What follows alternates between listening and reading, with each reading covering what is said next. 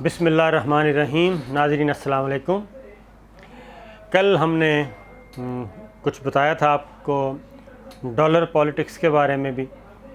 آج ہماری مین سٹوری آگے جا کے ڈسکس کرتے ہیں بھارت میں ہونے والے انتخابات، اور بالآخر پلوامہ ڈرامہ جو ہے وہ اپنے منطقی انجام کو پہنچ گیا۔ اور منطقی انجام کیا تھا؟ نریندر مودی بی جے پی انتہا پسند کو جتوانا تھا انڈیا میں۔ کس کس نے جتوایا، کیا کیا کام کیا، یہ ہم پہلے ذرا کل والی جو گفتگو ہماری تھی، ہم نے کہا تھا کہ خوشخبری قوم کے لیے اور خاص طور پہ جو ڈالر جمع کر رہے تھے ان کے لیے ذرا تھوڑی سی افسردہ خبر تھی، اور وہی ہوا۔ آج ڈالر جو ہے وہ نہ صرف سٹیبل ہوا بلکہ اس کی مزید قیمت کم ہو گئی ہے۔ آلموسٹ 1 روپیہ کم قیمت دیکھی گئی اس کی، اور مارکیٹ میں استحکام بھی رہا، اور ڈالر کا ریٹ بھی مزید 1 روپیہ گر گیا۔ اس کی ریزن ہم آپ کو بتا دی تھی کہ سعودی عرب کی طرف سے فیول ملنے کی جو خبر آئی تھی ڈیفر پیمنٹ پہ، وہ تھی۔ اور دوسرا آج ایک اور ڈیولپمنٹ بھی ہوئی۔ حفیظ شیخ صاحب نے مزید تبدیلی کی اپنی معاشی ٹیم میں، اور سیکٹری فائنانس یونس ڈھاگا کو بھی تبدیل کر دیا، اور ان کی جگہ پہ وہ نوید کامران کو لے کے آئے ہیں۔ تو ڈالر کا جو یہ اپس ڈاؤن یہ چلتا رہے گا، لیکن اب بجٹ تک ڈالر جو ہے وہ سٹیبل رہے گا، بلکہ روپیہ کہنا چاہیے، روپیہ سٹیبل رہے گا بجٹ تک۔ بجٹ کے بعد جو شنید ہے یہ پھر اوپر جائے گا، اور فی الحال اس کی جو طلب ہے، ڈیمانڈ ہے، اس میں کمی آ گئی ہے، ٹھہراؤ آ گیا ہے۔ لہٰذا یہ آپ عید تک اسی طرح دیکھیں گے۔ اس کے بعد بجٹ آ جائے گا جون کے پہلے ہفتے میں، اور اس کے منظور ہوتے ہوتے ذرا ٹائم لگے گا، لیکن بجٹ کے بعد فوراً اس میں مزید اضافہ ہوگا۔ اور سال کے اختتام پر اس کی کیا قیمت ہوگی یہ ہم پھر بتائیں گے کسی دن، کیونکہ ابھی فی الحال بتانی نہیں چاہیے کہ یہ کہاں جائے گا، لیکن فی الوقت یہی ہے کہ بجٹ کے بعد ڈالر جو ہے وہ تھوڑا سا اوپر جائے گا، اور اس میں روپے کی قدر میں کمی ہوگی۔ اس میں مختلف ریزنز ہو سکتی ہیں، یہ ہو گیا۔ دوسرا، اب آتے ہیں بھارت کے، لیکن ایک اور چیز بھی بتا دوں کہ جو امریکہ اور ایران کے درمیان کشیدگی، اور سعودی عرب اور ایران کے درمیان جو کشیدگی کا ایک نیا آ رہا ہے، ماحول پیدا ہو رہا ہے، اس میں ایران کے وزیر خارجہ آج پاکستان پہنچ رہے ہیں۔ یہ ان کا انتہائی امپورٹنٹ وزٹ ہے، اور یہ اسلامک سمٹ چونکہ سٹارٹ ہو رہی ہے، اتوار کو جانا شروع ہو جائیں گے لوگ۔ اس سے پہلے OIC کے اسلامی وزراء خارجہ کا اجلاس ہے، پھر سربراہان کا اجلاس ہے 30-31، تو وہ شروع ہو جائے گی اسلامک سمٹ۔ تو اس سے پہلے یہ ایران اور پاکستان کے درمیان جو رابطہ ہے وہ انتہائی اہم نوعیت کا ہے، اور اس میں جو پاکستان ایک رول ادا کر رہا ہے، ثالثی کا کہہ لیں، یا ایک دو دوستوں کے درمیان صلح کروانے کا کہہ لیں، کچھ بھی کہہ لیں، پاکستان کی یہ خواہش ہے کہ سعودی عرب اور ایران کے درمیان کسی قسم کی کوئی ایسی لڑائی نہیں ہونی چاہیے، بلکہ جہاں پہ غلط فہمی وہ دور ہونی چاہیے، اور دونوں ملکوں کو اپنی اپنی مفادات کا تحفظ کرنا چاہیے، اور لڑائی کی طرف نہیں جانا چاہیے۔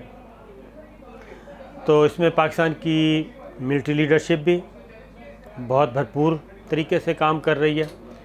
پاکستان کی ملٹری لیڈرشپ نہ صرف جنرل قمر جاوید باجوہ صاحب کی بات کرتا ہوں کہ وہ نہ صرف ایران کے ساتھ رابطے میں ہے بلکہ سعودی عرب کے ساتھ بھی رابطے میں ہے، اور وہ کوشش کر رہے ہیں۔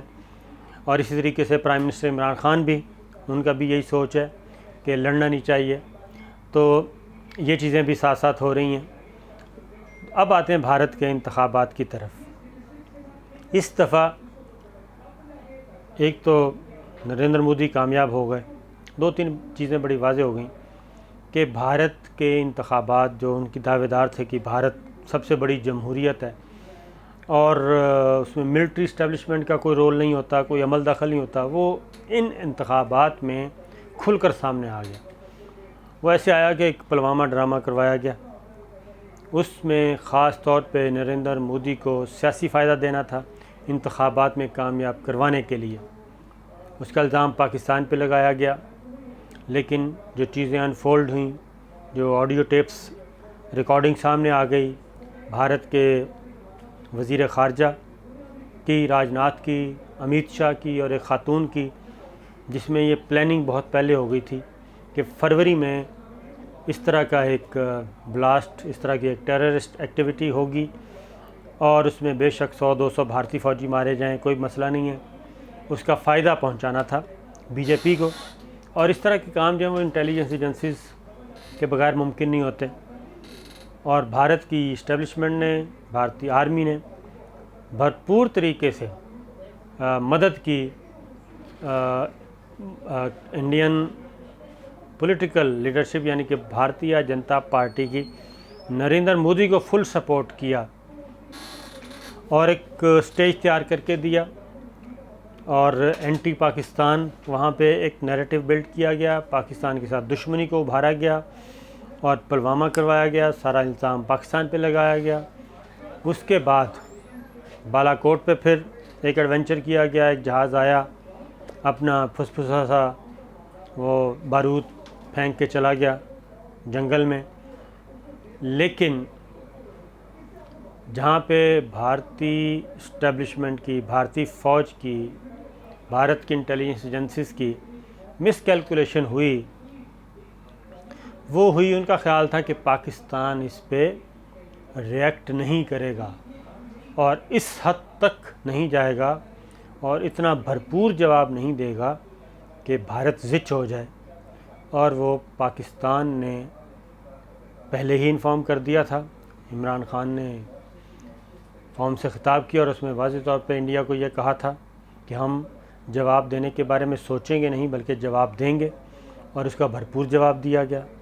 2 طیارے مار گرائے، ایک ان کا پائلٹ مارا گیا، ایک زندہ گرفتار ہو گیا، ایک MI-17 خود انڈین آرمی نے وہاں پہ خود ہی ہٹ کر دیا۔ پھر پاکستان نے جو ان کے کیا کہنا چاہیے حساس مقامات بلکہ ملٹری پوائنٹس جو تھے، ان کے ملٹری پوسٹ جو تھیں، ان کو نشانہ بنایا، اور اس میں اچھا خاصا بھارتی فوج کا جانی نقصان ہوا۔ پلوامہ میں تو ہوا ہی ہوا، ادھر بھی ہو گیا۔ تو اس کی ریزن کیا تھی؟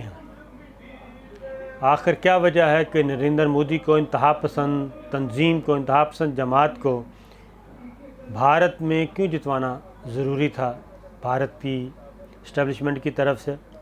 تو یہ امریکہ کا ایک پلان تھا کہ انڈیا میں ان کے لائک مائنڈڈ آئیں، اور چونکہ ٹرمپ بھی ادھر اسی سوچ کے ہیں، ادھر انڈیا میں نریندر مودی کا کامیاب ہونا بہت ضروری تھا اور اس کو اچھی خاصی میجورٹی لے کے دینا ضروری تھا۔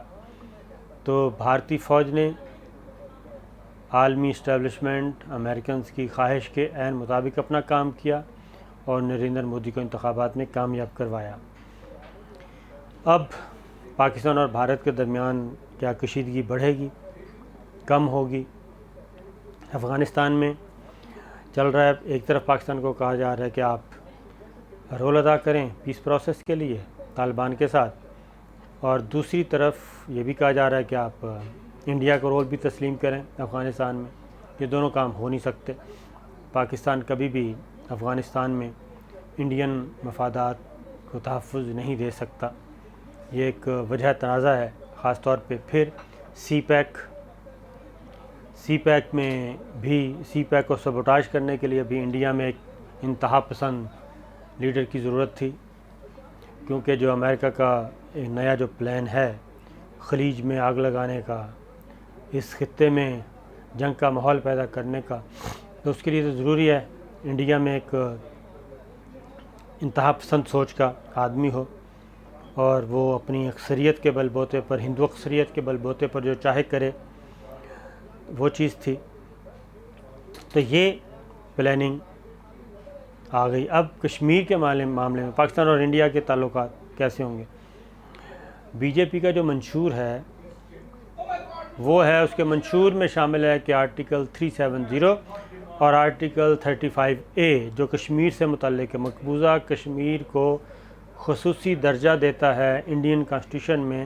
یہ دو آرٹیکل 370 370 اور 35A، یہ آرٹیکلز آئینی تحفظ دیتے ہیں مقبوضہ کشمیر کو کہ یہ مخصوص علاقہ ہے، یہ متنازع علاقہ ہے، اس کا سٹیٹس ڈیفرنٹ ہے، یہ آٹونومس ہے۔ گورنمنٹ آف انڈیا نے کچھ وعدے کیے ہوئے ہیں مقبوضہ کشمیر کے ساتھ، جب ایگریمنٹ ہوا تھا الحاق کا سو کالڈ، تو اس پہ وعدے کیے تھے۔